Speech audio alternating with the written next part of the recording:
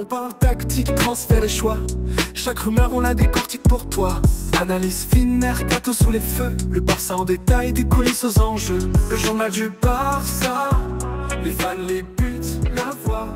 Le journal du Barça. Salut à tous les amis et bienvenue sur le journal du Barça. Waouh, quelle soirée les amis, quelle manière de souffrir. Franchement, hier soir, j'ai cru que j'allais laisser mon cœur. J'ai perdu au moins 2 ans d'espérance de vie.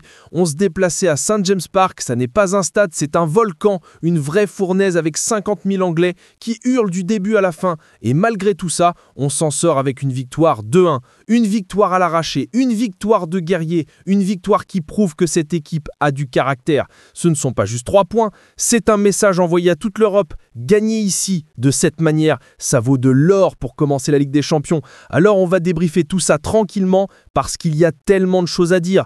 Hansi Flick pour ce grand soir, il n'a pas fait dans la dentelle, il a sorti l'artillerie lourde. Retour d'Araújo en défense, De Jong pour contrôler le milieu, Rafinha pour la percussion et Lewandowski en pointe. On voyait bien qu'il voulait de l'expérience, des mecs qui ont connu ces batailles européennes. Et comme je vous l'avais dit dans ma dernière vidéo, on s'attendait à un début de match horrible et on l'a eu, puissance 1000. Les 15 premières minutes, on n'a pas touché un ballon. C'était un siège, on était sous l'eau, complètement étouffé par le pressing de Newcastle.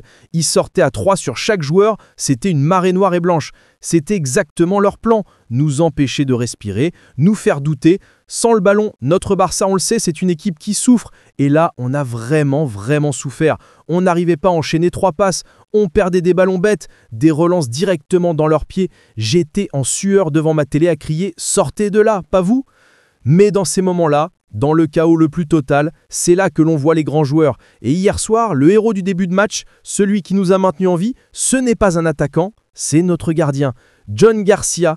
Pour son tout premier match en Ligue des Champions, dans ce stade avec cette pression, le gamin de Salente a été monumental, stratosphérique. Il a sorti un arrêt, mais un arrêt anthologique face à Barnes. Je revois l'action, le centre en retrait, Barnes qui est seul, il frappe. Et là, John qui sort un réflexe venu d'ailleurs.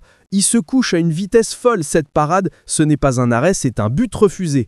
On la reverra dans tous les best-of de sa carrière, c'est obligé.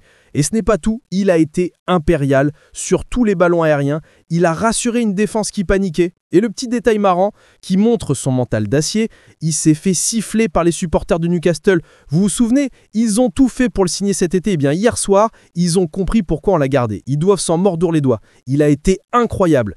Grâce à lui, on a survécu à la tempête. Et petit à petit, en voyant que ça tenait derrière, l'équipe a commencé à poser le ballon sur le ballon. On finit la première mi-temps un peu mieux, on les fait courir, mais sans être vraiment dangereux. Et là, la deuxième mi-temps commence, et rebelote, Newcastle repart à l'attaque. On se dit non, pas encore. Mais cette fois, il y avait un truc qui avait changé. Un joueur avait décidé que c'était son soir, et ce joueur, c'est Marcus Rashford. Il reçoit le ballon à l'angle de la surface, il fixe son défenseur, petit crochet intérieur pour se mettre sur son pied droit, et là, il envoie une mine, un missile, une frappe de l'espace qui part à une vitesse folle. Le gardien ne bouge même pas, le ballon va taper la barre transversale et rentrer. Golasso! Mais quel but de fou!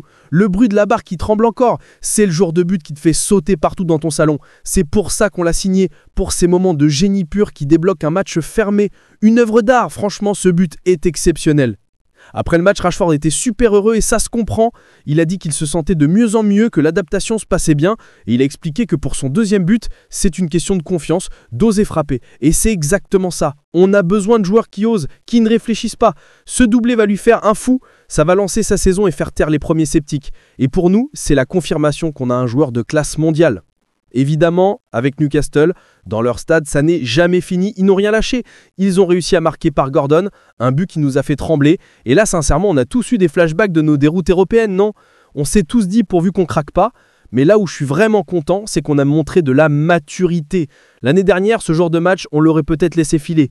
Hier, on a su tenir. On a été solide, solidaire. Araújo a été un monstre, Koundé impeccable. C'est ce que Flick demande et l'équipe a répondu présent. La seule, unique ombre au tableau, c'est la petite inquiétude concernant Pau Cubarsí.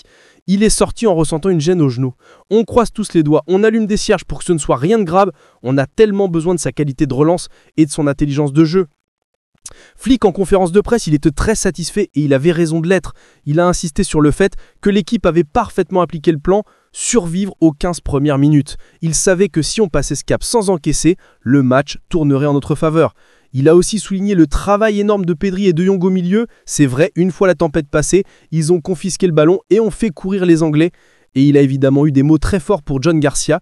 Il a dit un truc très juste, il a dit « Nous sommes une équipe très jeune et gagner ce genre de match dans cet environnement, ça forge un caractère, ça soude un groupe. C'est une victoire qui va compter double pour la confiance. » Voilà les amis, un premier match de Champions League et une première finale.